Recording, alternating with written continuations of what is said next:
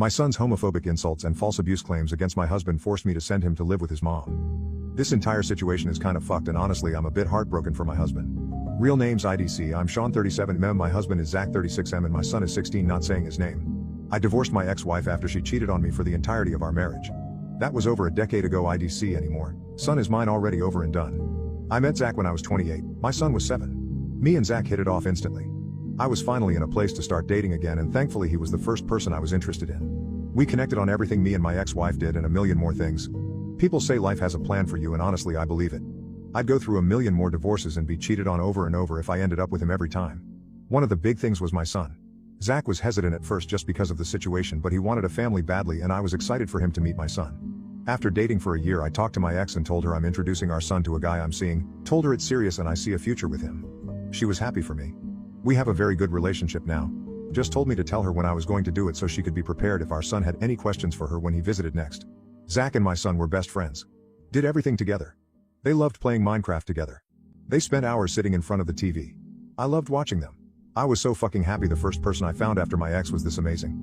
After about 6 months I asked Zach to move in and the rest is exactly as I've been describing. Amazing. My son started calling Zach his other dad when he was 10. Very sweet moment which makes this hurt worse. Well, last weekend my son had 3 of his friends over. They were playing video games in his room and I'd just left to do grocery shopping for the week, so it was just them and Zach. I don't know how this topic came up but things got very homophobic. My husband was sitting on the couch and I guess my son and his friends thought me and he left but it was just me. My son's room is connected to the living room, so if you're sitting in the living room it's not super hard to hear what's going on in his room if he's being loud enough. 4 teenage boys playing video games. One of them said how it feels having a F slur, IDK if I can say it or not on here, as a father. My son laughed and said it was kinda shitty. They said my husband probably touched him when he was little and my son replied, he can try it now, he'll get his ass beat. So not even being a dick to Zach but now also threatening him over something we all know he would never do.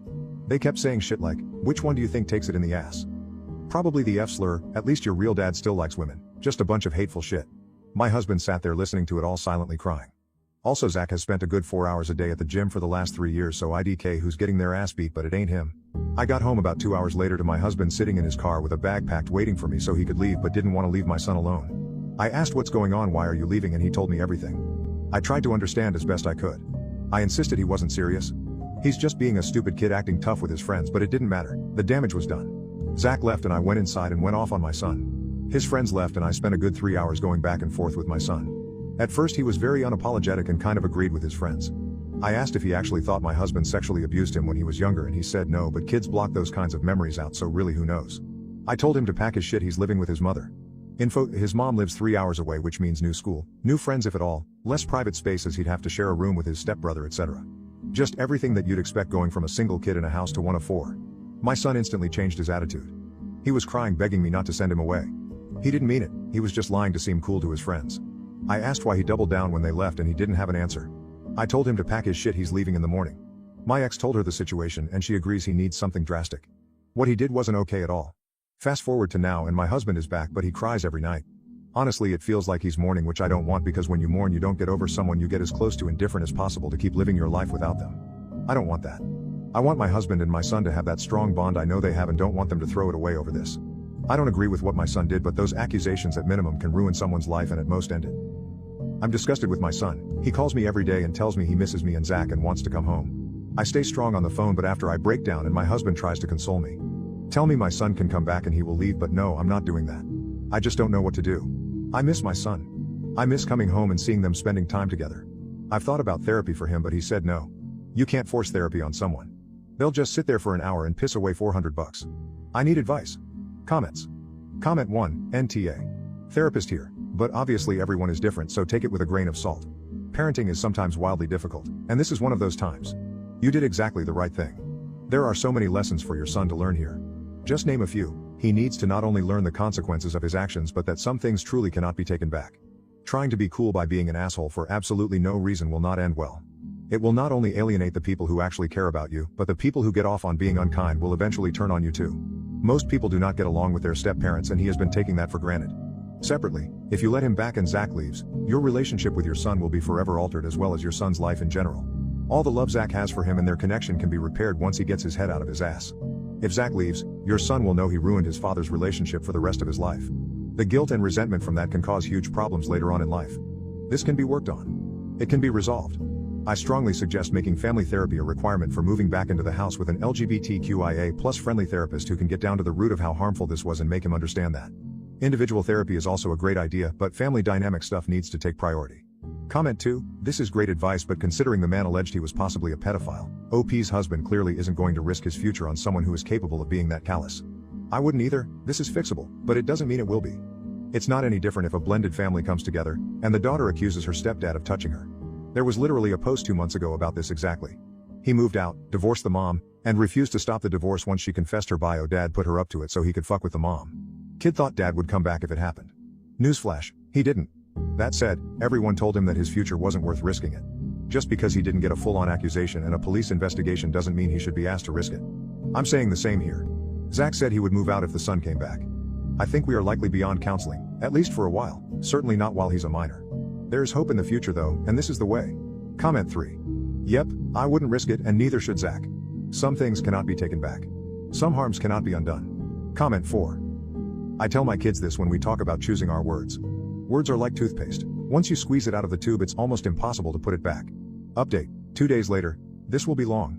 Sorry. Not going to lie, the entire OG post was basically a disaster. I expected a few replies with only one actually being helpful, and then the post died. Didn't happen that way. So much back and forth and so much hate towards me being gay. I expected some, but holy shit. I was done with that post when someone suggested that me and my husband both abused my son sexually just now.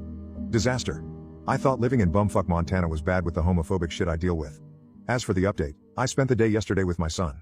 A lot of people accused me of not taking his claim seriously. I did. The first 30 minutes of our initial talk when this all happened was about if he actually was abused. He said no. I asked again when I got here. I made sure to let him know there is no one I'd believe over him. He won't be punished for saying the truth if he was abused for not, but I needed to know. Again, he said no, he was never touched or raped by my husband. On to the questions and his answers. Why would you say something so dangerous?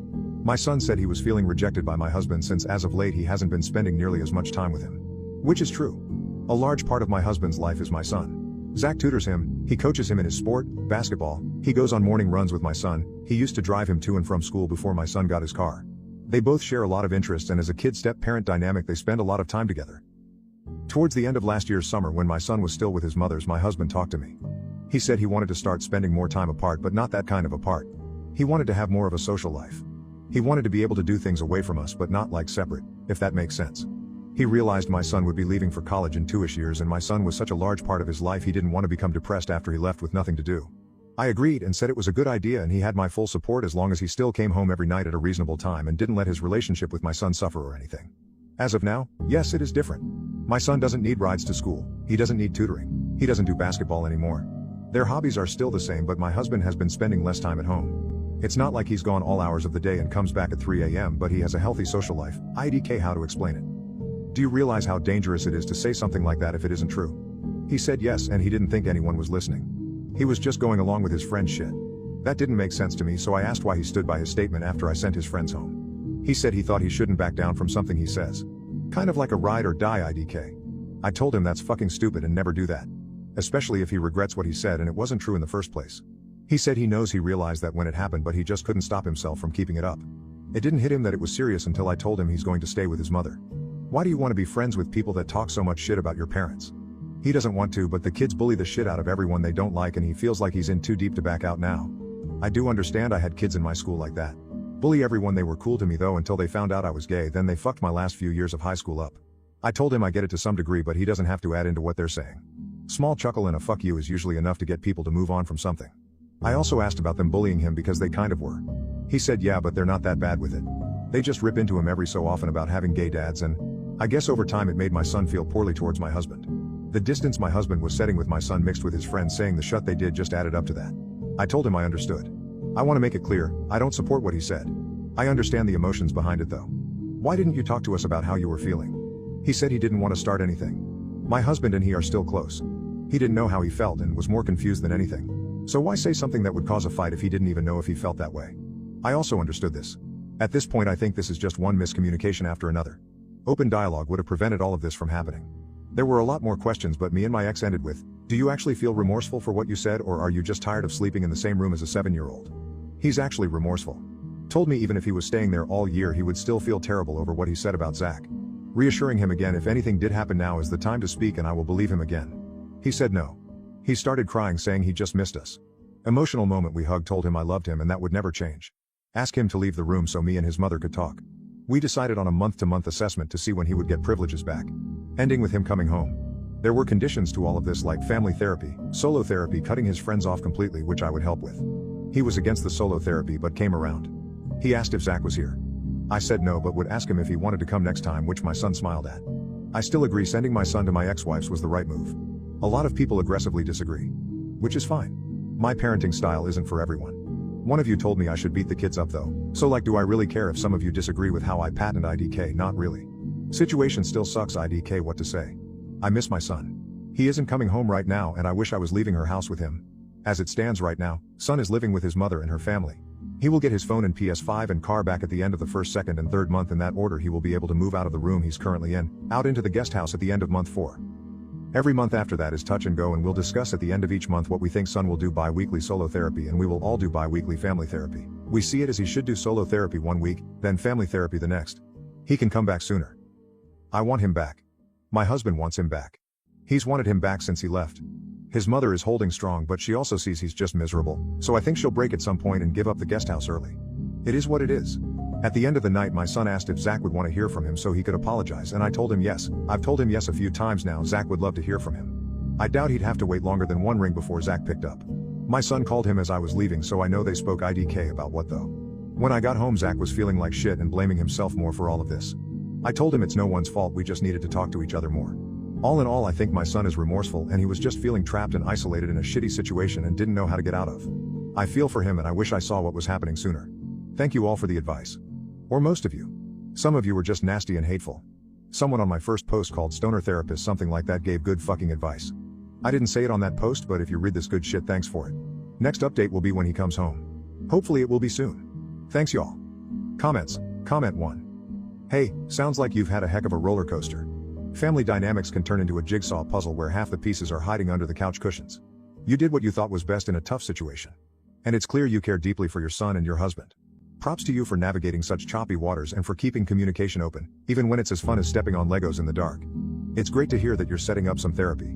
It's like oiling the squeaky wheels of family interaction. Just remember, healing and understanding take time, like fine wine or figuring out why the printer won't work even though it's plugged in and the Wi-Fi is fine. Keeping my fingers crossed that your family puzzle comes together smoothly, even if it takes a bit more searching under the furniture for those missing pieces. Here's to hoping the next update is full of good news and homecomings.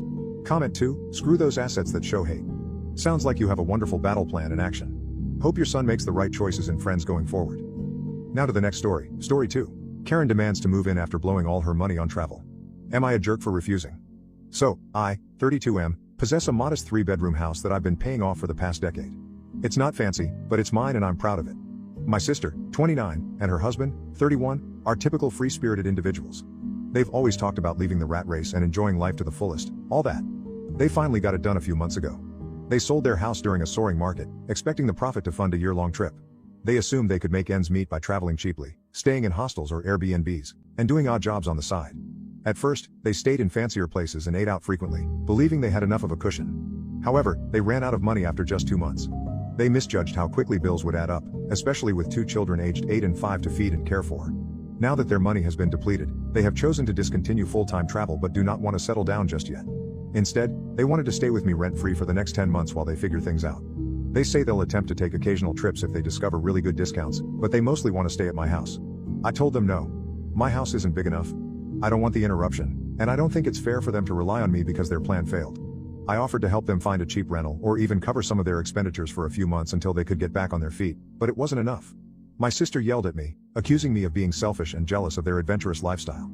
To make matters worse, my parents agree with her, claiming that family should support family and that I am being very rigid.